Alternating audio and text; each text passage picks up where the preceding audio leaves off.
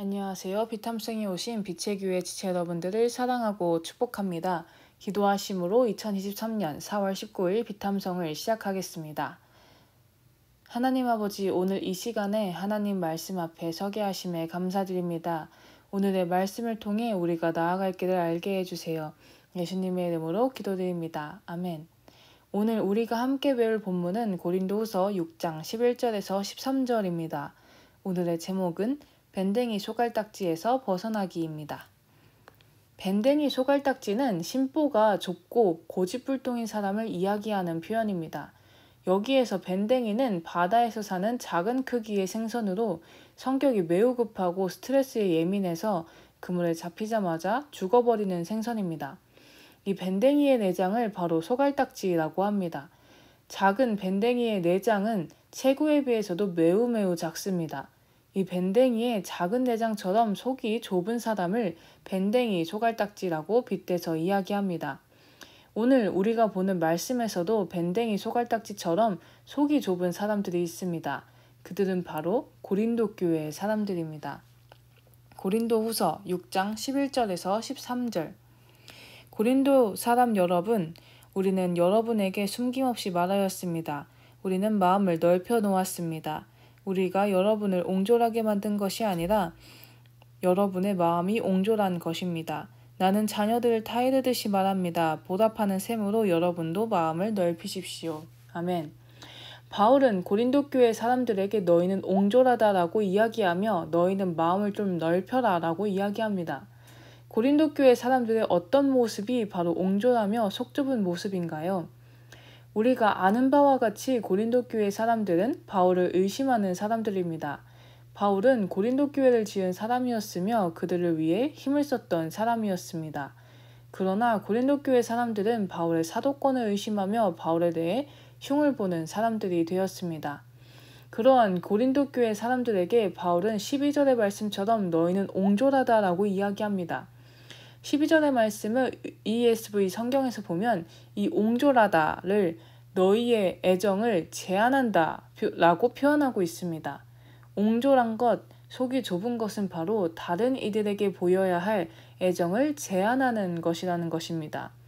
그리고 또한 바울은 이렇게 애정을 제한하는 옹졸한 그 마음은 내가 만든 것이 아니라 너희가 너희 스스로 옹졸한 것이다 라고 이야기합니다. 고린도 교회 사람들이 바울을 의심하며 미워한 것은 바울이 그러한 사람이기보다는 고린도 교회 사람들이 바울을 의심하며 미워하기로 결심했기 때문이라는 것입니다. 우리도 마찬가지일 때가 있습니다. 어느 사람을 미워하는 이유, 그를 의심하는 이유는 우리가 그를 의심하고 미워하기로 나도 모르는 사이에 마음으로 결심했기 때문일 때가 많습니다. 그러나 바울은 어떠한 잘못도 하지 않았으나 그를 미워하고 욕했던 고린도 교인들에게 11절에서 고린도 사람 여러분이라고 말합니다. 이것은 바울이 고린도 교인들에게 진솔한 애정을 가지고 있다는 것을 뜻합니다. 우리는 누가 미워지면 그 사람을 보고 싶지 않아 합니다. 그러나 바울은 그 고린도 교회 교인들을 마주할 뿐만 아니라 그들을 부릅니다. 또한 13절에서처럼 그들에게 나는 너희를 자녀들을 타이르듯이 말한다 라고 이야기합니다. 바울은 고린도 교회 교인들을 끝까지 사랑합니다. 고린도 교회 교인들과 바울의 차이점은 무엇일까요? 그리고 이렇게 밴댕이 소갈딱지처럼 속이 좁아져 다른 이들을 사랑하지 못하게 된 우리의 이 마음을 어떻게 넓힐 수 있을까요? 고린도후서 6장 13절. 나는 자녀들을 타이르듯이 바랍니다. 보답하는 셈으로 여러분도 마음을 넓히십시오. 아멘. 바로 내가 마음을 넓혀야 하는 이유는 무엇인가에 대한 보답이라는 것을 아는 것입니다. 무엇에 대한 보답일까요? 바로 앞에 나온 바울이 그들을 자녀처럼 사랑하는 것에 대한 보답입니다. 고린도 교회 사람들이 마음을 넓혀야 하는 그 이유는 그들이 바울에게 사랑받고 있기 때문입니다. 여러분은 누구에게 사랑받고 계시나요? 여러분을 바울과 같이 여러분을 자녀처럼 사랑해주고 계시는 분이 계신가요? 그 사랑이 있다면 그 사랑에 보답하는 셈으로 마음을 조금씩 넓혀가시기 바랍니다.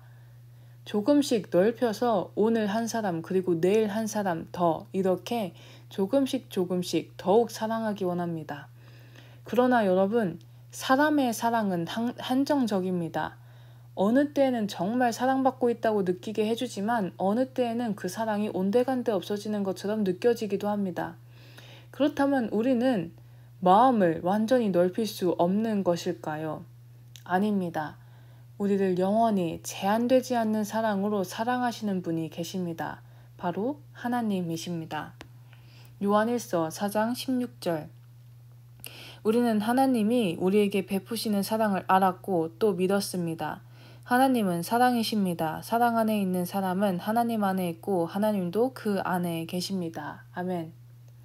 사랑 그 자체이신 하나님께서는 우리를 영원히 제한적이지 않게 넘치는 사랑으로 사랑하십니다. 그 사랑에 보답으로 마음을 넓히는 것이 우리가 할 일입니다. 이러한 은혜로운 사랑으로 마음을 넓힌 사람이 바로 바울입니다. 고린도후서 6장 11절. 고린도 사람 여러분, 우리는 여러분에게 숨김없이 말하였습니다. 우리는 마음을 넓혀 놓았습니다. 하나님의 그 은혜로운 사랑으로 인해 그는 마음을 이미 넓혀 놓았습니다. 그러한 바울은 고린도 교인들에게 그리고 이 말씀을 읽고 있는 우리에게 이야기합니다. 13절.